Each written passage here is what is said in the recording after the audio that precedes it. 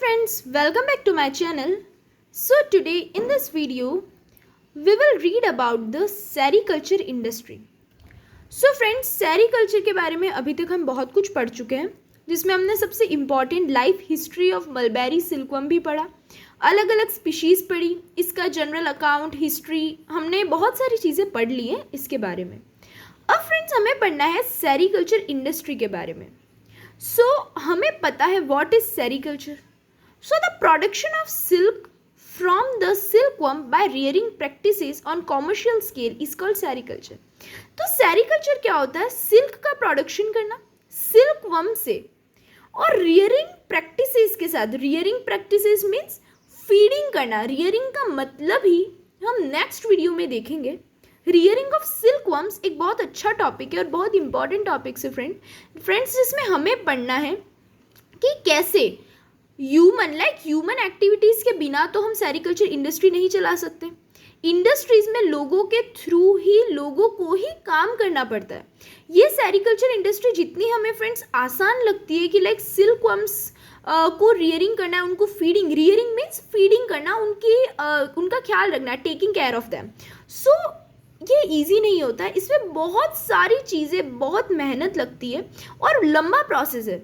It means हमें पता है इसके बाद ये होगा, इसके बाद ये होगा, बट उन छोटी छोटी चीज़ों के लिए हर टाइम टू टाइम उनको बहुत सारी जो फैसिलिटीज़ चाहिए वो सब हमें प्रोवाइड करानी होती है. ओके, सो सेरिकल्चर मीन्स क्या होता है कि रियरिंग प्रैक्टिसेस, सिल्कवर्म्स को फीडिंग करना, उनको खिलाना एंड देन उनसे सिल्क एक्सट्रैक्ट करना. सिल्क प्रोडक्शन होने के बाद उसे एक्सट्रैक्ट कैसे करना, और वो भी कॉमर्शियल स्केल पे, उसे हम सेरिकल्चर कहते हैं. ओके, सो इस वीडियो में हमें जो पढ़ना है वो है फ्रेंड्स कि कैसे सेरिकल्चर इंडस्ट्री में कौन कौन सी चीज़ों का यूज़ किया जाता है या कौन कौन सी चीज़ों का ख्याल रखा जाता है.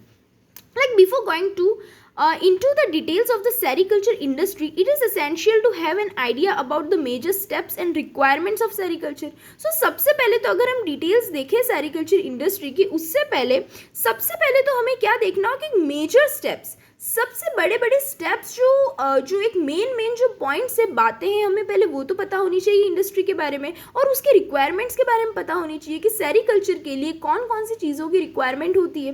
ना improved race of Bombyx mori. Friends, race का मतलब वो नहीं है कॉम्पिटिशन में दौड़ लगा रहे हैं. रेस मीन्स है ब्रीड्स, अलग अलग ब्रीडिंग की, अलग अलग ब्रीड्स की जो बॉम्बिक्स मोराई है, सिल्कवर्म है, उसे रेस कहते हैं. तो इम्प्रूव्ड रेस, तो ये तो ऑब्वियसली फ्रूट्स हो या वेजिटेबल्स हो या एनिमल्स हो, कोई भी. आजकल रेस हर कोई इम्प्रूव्ड रेस ही आ रही है, क्योंकि क्रॉस ब्रीडिंग करा के न्यू ब्रीड्स का फॉर्मेशन हो रहा है. ओके, सो बॉम्बिक्स मोराई की इम्प्रूव्ड रेस के लिए and good nutritive type of mulberry plantation is the sole need of the industry. Sole need means सबसे इम्पॉर्टेंट जो नीड है, रिक्वायरमेंट है, तो ये तो ऑब्वियसली दो चीज़ें तो हैं. एक तो बॉम्बिक्स मोराई की सबसे अच्छी ब्रीड होनी चाहिए, एंड सेकेंड इज जिसपे वो फीडिंग करने वाले हैं, वो मलबेरी प्लांटेशन जो प्लांट है वो अच्छा न्यूट्रिटिव टाइप का, अच्छा जिसमें न्यूट्रिशन हो, ऐसा मलबेरी प्लांट होना चाहिए. तो ये दो चीज़ें तो है ही जो सबसे इंपॉर्टेंट है. Next is other than this some of other requirements are given below. अब इन दो रिक्वायरमेंट्स जो सोल नीड्स हैं, इंपॉर्टेंट नीड्स हैं, इन दो के अलावा भी बहुत सारे रिक्वायरमेंट्स होते हैं सेरिकल्चर इंडस्ट्री में. अब छोटे छोटे पॉइंट्स है फ्रेंड्स, केवल आपको एक बार माइंड में एक बार सेट कर लेनी है कि किस चीज़ से क्या होता है. बहुत छोटे छोटे पॉइंट है और बहुत ईजी है. लाइक एक जो होता है वो होता है मचाना. ये क्या है? ये इक्विपमेंट्स है, हम इक्विपमेंट्स के बारे में पढ़ रहे हैं. The proper place for rearing the silkworms, एक ऐसी जगह जहाँ पर इजीली हम सिल्कवर्म्स की रियरिंग करा सकें, उनको फीड कर सकें. उनकी फीडिंग प्रोसेस के लिए जो जगह, एक प्रॉपर प्लेस की, बार बार उन्हें हिलना नहीं पड़े, टेम्परेचर बराबर है, एनवायरमेंट बराबर हो, ऐसी जो जगह होती है उस प्रॉपर प्लेस को मचाना बोलते हैं. Then next is rearing trays. Rearing trays की ज़रूरत होती है इंडस्ट्रीज़ में for keeping the laid eggs along with the mulberry leaves. Laid eggs जो होते हैं, सिल्क मॉथ्स ने जो एग्स ले किए, उन लेड एग्स को मलबेरी लीव्स के साथ रखना होता है। ऐसा तो नहीं है कि अपन एग्स निकाल करके कहीं और डाल दिया, ऐसा तो नहीं हो गया, क्योंकि वो तो जैसे ही कैटरपिलर बनेंगे तुरंत उनको तो फीडिंग के लिए तुरंत लीव्स चाहिए, तो पूरी लीव्स बिछी हुई होती है उन ट्रेस में और उनके अंदर एग्स को रखना होता है। देन स्पिनिंग ट्रेज होती है for keeping the caterpillars at the time of full grown stage ready for pupation. Spinning trays में क्या होता है, स्पिनिंग प्रोसेस।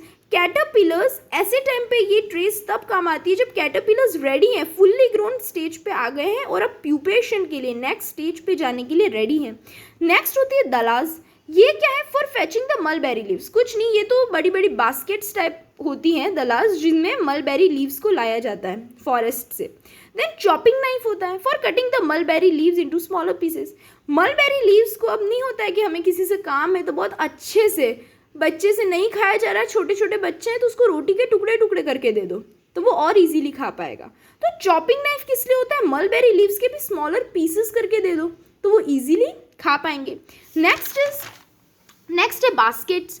अब बास्केट्स होती है for the distribution of mulberry leaves. Mulberry leaves का भी फिर डिस्ट्रीब्यूशन करना होता है, कौन सी अच्छी है कौन सी गंदी है ना। हम कोई भी गंदी डर्ट वाली डस्ट वाली हम नहीं रख सकते, लीव्स भी फ्रेश होनी चाहिए जिससे वो इजीली ईट कर सके, फीडिंग कर सके उसके ऊपर। देन हाइग्रोमीटर होता है फ्रेंड्स। हाइग्रोमीटर क्या होती है, measurement of the percentage humidity in atmosphere. Atmosphere में कितने परसेंट ह्यूमिडिटी है, ह्यूमिड कितना एनवायरमेंट ह्यूमिड एनवायरमेंट है या कितने परसेंटेज ह्यूमिडिटी मॉइस्चर प्रेजेंट है एयर में, उसको मेजर करने के लिए हाइग्रोमीटर की ज़रूरत होती है। Then thermometer obviously to take the reading for the room temperature. Room temperature कितना है उसकी रीडिंग लेनी होती है, क्योंकि फ्रेंड्स टेम्परेचर सबसे इम्पॉर्टेंट है किसी के लिए भी। हमने लास्ट वीडियो में देखा था जब एग्स लेड हो जाते हैं, एग्स अंडे दे देती हैं जो फीमेल मौत होती हैं, उसके बाद उनका डेवलपमेंट जो होता है एग्स का, इंक्यूबेशन और नेक्स्ट फर्दर डेवलपमेंट, वो सभी किस पे, रूम टेम्परेचर पे डिपेंड करता है या सराउंडिंग्स एनवायरमेंटल कंडीशन पे डिपेंड होता है। देन ओवन की भी ज़रूरत होती है, yes, to regulate the different stages of life cycle at different temperature. अब यहाँ तो अलग अलग लाइफ साइकिल है, हमने लास्ट वीडियोस में पूरी लाइफ साइकिल देखी थी बॉम्बिक्स मोराई की, तो कितनी सारी लाइफ साइकिल है। फर्स्ट तो मेल फीमेल मौत है, देन एग्स आए वो अलग, देन कैटरपिलर्स वो बन रहे हैं, देन वो कैटरपिलर्स भी प्यूपेशन में जा रहे हैं, प्यूपा का फॉर्मेशन हो रहा है, कोकून बन रहा है, एंड देन कोकून फिर से उसको ब्रेक होकर के वापस से बन रहा है। सो लाइफ साइकिल में कितने सारी अलग अलग स्टेजेस है और उस हर स्टेज को डिफरेंट टेम्परेचर की ज़रूरत होती है, तो उसके लिए ओवन की भी ज़रूरत होती है। बहुत बड़े बड़े ओवन्स होते हैं इंडस्ट्री में तो।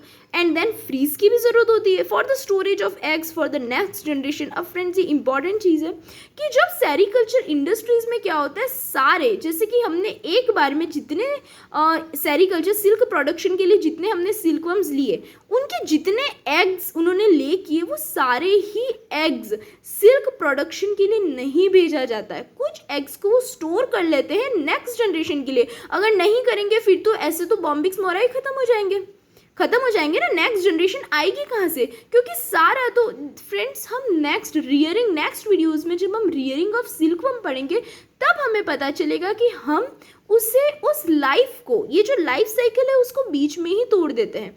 एक बार जो silk moth female male silk moth बने उसके बाद नेक्स्ट वो वापस से अपने ऑफस्प्रिंग्स नहीं बॉर्न होते हैं उनमें से, क्योंकि हम कोकून स्टेज पर ही उन्हें निकाल देते हैं, उन्हें तोड़ देते हैं। इट मीन्स उस लाइफ साइकिल को ब्रेक कर देते हैं। ये हम नेक्स्ट वीडियोस में पढ़ेंगे कैसे सिल्क का एक्सट्रैक्शन होता है। उसमें एक्सट्रैक्शन में यही तो प्रॉब्लम होती है, जो हमारा बायोलॉजिकल है, बायोलॉजी है, इट मीन्स हमारे सराउंडिंग्स जो है एनवायरनमेंट के हम खिलाफ काम करते हैं। तो इससे नहीं हो पूरी तरह से स्पीशीज खत्म हो जाएगी अगर हम ऐसा ही करते जाए। तो उसके लिए क्या होता है, स्टोरेज होता है एग्स का फॉर फर्दर जनरेशन के लिए। वो कुछ सिल्क के लिए यूज़ करते हैं प्रोडक्शन के लिए, और कुछ जो होते हैं एग्स वो नेक्स्ट जनरेशन के लिए भी वो स्टोर करके रखते हैं। ओके, अब नेक्स्ट है दूसरे इंपॉर्टेंट्स। तो ये तो हमने क्या किया, इंपॉर्टेंट जो इक्विपमेंट्स होते हैं वो हमने देखे। अब नेक्स्ट है selection of races of Bombyx mori. अब हम कुछ इंपॉर्टेंट दूसरी चीज़ें भी देख लेते हैं कि जैसे कि पहला तो होता है कि बॉम्बिक्स मोराई की रेसेस, जैसा हमने पहला पढ़ा था सोल नीड्स कि सबसे बेस्ट ब्रीड होनी चाहिए बॉम्बिक्स मोराई की। Care should be taken to select only those which would be fit for the particular locality. Keeping in view the climatic condition of that area. Yes, that is the most important thing कि हमने कोई भी अच्छी breed तो ले ली Bombyx mori की, but वो अच्छी भी नहीं हो पा रही है, हम सिल्क प्रोड्यूस ही नहीं हो पा रहा है जैसा होना चाहिए. तो फ्रेंड्स, इसका सबसे बड़ा कारण क्या होता है कि वो जो ब्रीड है, हम जिस क्लाइमेटिक कंडीशन में, जिस एरिया में सेरीकल्चर करना चाह रहे हैं, हम उसको फर्दर स्टेजेस पे भेजना चाहते हैं, उसकी लाइफ साइकिल पूरी करना चाहते हैं, तो वो तो पॉसिबल ही नहीं है अगर वो क्लाइमेटिक कंडीशन उसको सूट ही नहीं कर रही है. तो हमें ऐसी ब्रीड, ऐसी रेस सेलेक्ट करनी चाहिए जो उस क्लाइमेटिक कंडीशन, उस एरिया की एनवायरमेंटल कंडीशन पे वो फिट हो सके. ओके, क्योंकि हर किसी का हैबिट्स होती हैं हर ऑर्गेनिज्म की. ओके, नाउ नेक्स्ट है मलबेरी. सो जो दूसरी सोल नीड्स थी वो क्या थी? Mulberry plantation. प्लांट भी तो अच्छा होना चाहिए, फुल ऑफ न्यूट्रिशन.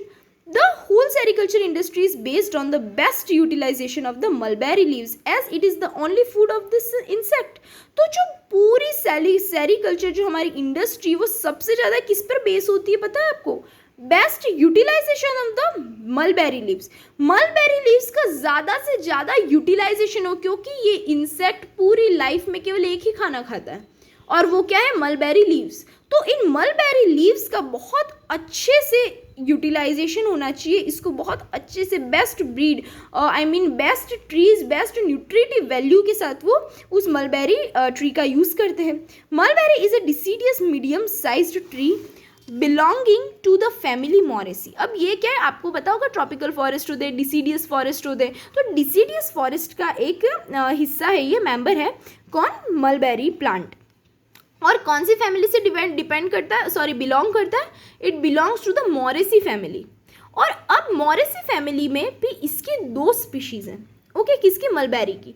एक तो होती है मॉरस एल्बा लिन. लिन मीन्स लिनियस, हम लगाते हैं, आपको पता होगा, जो हमारा जो टेक्सोनॉमी वाले आपने लोअर स्टैंडर्ड में पढ़ा होगा कैसे हम नॉमेनक्लेचर लिखते हैं. तो मॉरस एल्बा, और दूसरी है मॉरस इंडिका लिन. ये दो हैं इसकी स्पीशीज़ है.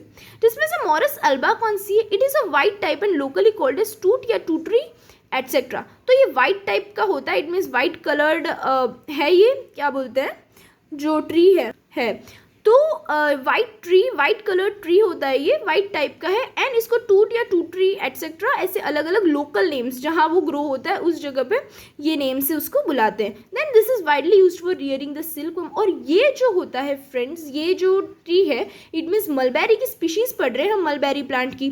तो ये सिल्कवर्म्स के रियरिंग के लिए इट मीन्स सेरीकल्चर इंडस्ट्री में यूज़ होता है. एंड दूसरा फॉर फ्रूट्स. अब आपने ये लोअर क्लास में पढ़ा होगा कि फ्रूट्स का जो ऑर्चार्ड्स होते हैं, वहाँ जो फ्रूट्स ग्रो करना, और उसको हम क्या कहते हैं? हॉर्टिकल्चर कहते हैं. तो याद रखना, Morus alba is used in sericulture as well as horticulture. Horticulture means fruits को ग्रो करना, उनका ध्यान रखना.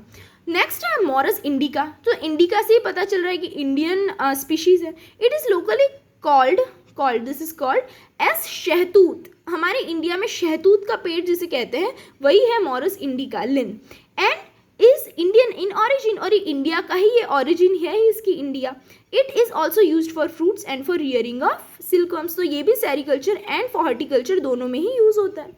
नेक्स्ट जो है वो है क्लाइमेटिक कंडीशंस. जैसा कि हमने पहले पढ़ा था, बहुत इंपॉर्टेंट है. Although mulberry is a plant of temperate zone, but some varieties have been developed by cross breeding which can grow well in tropical and sub tropical zones. अब फ्रेंड्स, ऐसी बहुत सारी चीज़ें हैं, लाइक आपने भी सुना होगा कि आजकल हम डॉग्स देखो, कैट्स देखो, इतनी सारी ब्रीड्स आ गई हैं अलग अलग कि जो ऑरिजिन जो होता है ना, ओरिजिनल जो डॉग है, कोई ओरिजिनल स्पीशीज़ तो रही नहीं, इसलिए अब आजकल बैन भी कर दी है क्रॉस ब्रीडिंग.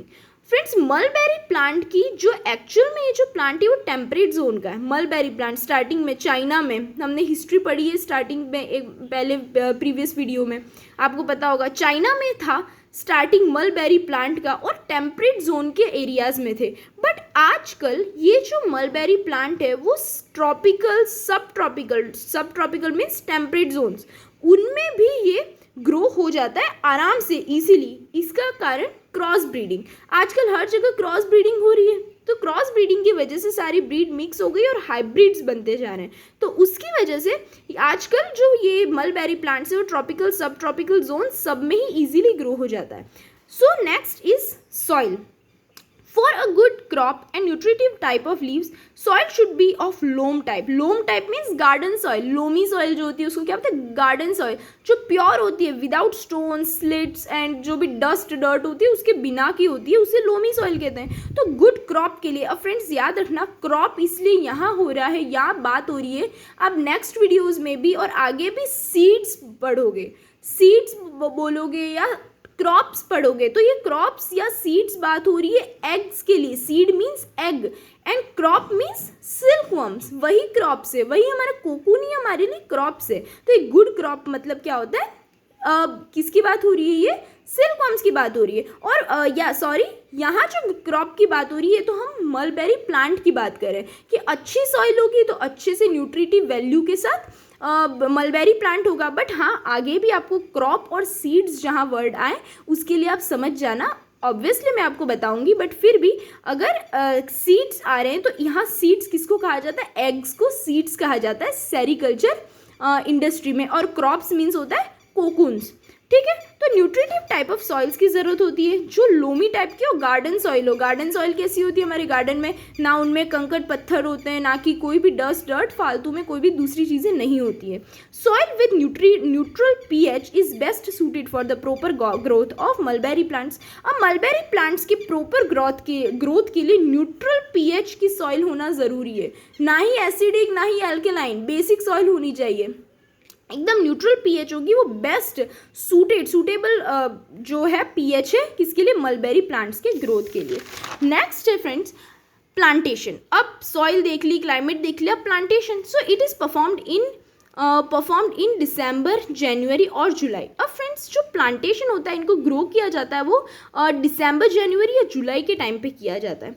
ओके, अब ये एक पॉइंट में आई थिंक आप नोट कर लेना उस पॉइंट को भी कि ये जो प्लांटेशन के भी इनके दो तरीके होते हैं। एक तो थ्रू सीड्स के थ्रू, सीधे उनको करो, सीड लाओ मलबेरी का और सीड के थ्रू कर दो उसे ग्रो। या फिर एक दूसरा तरीका जो होता है फ्रेंड्स वो होता है कटिंग का, कि इसका जो सीडलिंग्स है, इसके जो प्लांट्स होते हैं उनको जब कट करते हैं तो जो छोटे छोटे कटिंग, लाइक हम नहीं करते रोज़ को कैसे करते हैं, उसकी स्टेम कट करके हम लगा देते हैं तो पूरा वापस से हो जाता है वेजिटेटिव प्रोपेग्यूल्स की तरफ। तो वैसे कटिंग करके इसका छोटा छोटा पार्ट भी होता है जो मलबेरी प्लांट का, उसको अगर हम ग्रो कर देते हैं तो वो भी प्लांटेशन की तरह वो वापस से रीग्रो होना स्टार्ट हो जाता है। ओके, तो इन दो तरीके से सीड्स के थ्रू होता है दिसंबर जनवरी में, और जुलाई में हम वो कटिंग के थ्रू भी प्लांटेशन कर सकते हैं। Then weekly irrigation is most preferred by the bumper growth of mulberry leaves. Mulberry leaves का अच्छे से हमको बम्पर ग्रोथ करनी है, बहुत अच्छी, ज़्यादा से ज़्यादा ग्रोथ करनी है, तो उसके लिए वीकली इरिगेशन बहुत ज़रूरी है।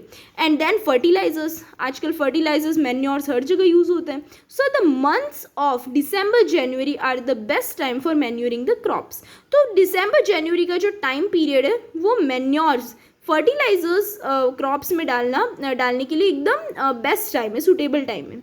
नेक्स्ट होती है प्रूनिंग एंड थिनिंग। तो प्रूनिंग और थिनिंग क्या होती है फ्रेंड्स? ट्रिमिंग। प्लांट्स को ट्रिमिंग भी तो किया जाता है, उसी को एक प्रूनिंग बोलते हैं और थिनिंग कहते हैं। After 4-5 years of plantation mulberry plants get ready for the rearing of silkworms. तो 4-5 years ऑफ प्लांटेशन के बाद ये जो मलबेरी प्लांट्स होते हैं वो क्या होता है? रियरिंग ऑफ सिल्कवर्म्स के लिए एकदम फिट होते हैं। तो अब क्या करेंगे? इनकी लीव्स एक्सट्रैक्ट करेंगे, इट मीन्स लीव्स निकाल देंगे, ब्रांचेस निकालेंगे, और फिर हमने स्टार्टिंग में कैसे देखा था, मचान्स और वो सारी जितनी भी चीज़ें सेरिकल्चर इंडस्ट्री में इनकी यूज़ होगी। सो फ्रेंड्स ये था हमारा topic sericulture industry. Okay, now friends इस वीडियो से रिलेटेड, इस टॉपिक से रिलेटेड आपको कोई भी डाउट होता है तो you can ask me in the comment box and मैं आपको बहुत जल्दी ही रिप्लाई करूँगी। So don't worry and please friends मेरे वीडियो को आप लाइक शेयर कमेंट करना and please subscribe my channel so that you will get notification whenever I upload new video. So thank you friends, bye.